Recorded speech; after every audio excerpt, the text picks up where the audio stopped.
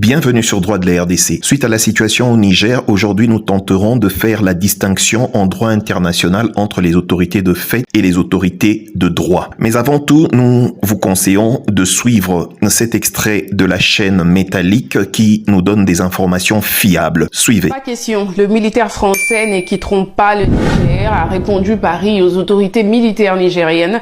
Je vous parlais de l'annonce des autorités nigériennes sur les accords militaires avec la France qui implique la fermeture de bases militaires françaises au Niger. Une décision que refute le ministère français des Affaires étrangères qui estime que le cadre juridique de sa coopération avec le Niger en matière de défense repose sur des accords conclus avec les autorités nigériennes légitimes.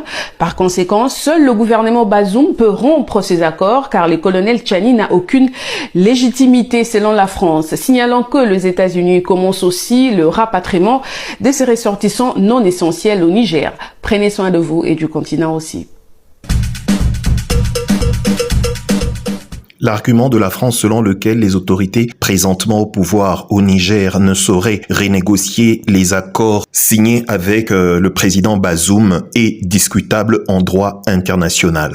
L'article 62 de la Convention de Vienne sur le droit des traités de 1969 stipule ce qui suit. Changement fondamental de circonstance. 1. Un changement fondamental de circonstance qui s'est produit par rapport à celle qui existait au moment de la conclusion d'un traité et qui n'avait pas été prévu par les parties ne peut être invoqué comme motif pour mettre fin au traité ou pour s'en retirer, à moins que A. L'existence de ces circonstances n'ait constitué une base essentielle du consentement des parties à être liées par le traité et que B. Ce changement n'ait pour effet de transformer radicalement la portée des obligations qui restent à exécuter en vertu du traité. 2. Un changement fondamental de circonstances ne peut pas être invoqué comme motif pour mettre fin à un traité ou pour s'en retirer. A. S'il s'agit d'un traité établissant une frontière ou B.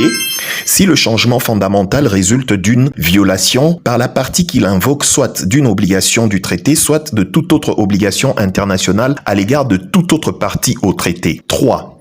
Si une partie peut, conformément au paragraphe qui précède, invoquer un changement fondamental de circonstance comme motif pour mettre fin à un traité ou pour s'en retirer, elle peut également ne l'invoquer que pour suspendre l'application du traité. Vous l'aurez donc compris, suite aux circonstances actuelles au Niger, les autorités présentement au pouvoir peuvent suspendre tous les traités qui ont été signés ou décider de les garder. Mais alors, qu'est-ce qu'une autorité de fait en droit international? En droit international, une autorité de fait est un groupe ou une organisation qui exerce effectivement un pouvoir sur un territoire donné, mais qui n'a pas été reconnu par le gouvernement légitime de ce territoire. Les autorités de fait peuvent se former dans une variété de circonstances, notamment lors d'un coup d'État, d'une guerre civile ou d'une occupation étrangère. Mais cela, nous en parlerons en détail dans la prochaine vidéo.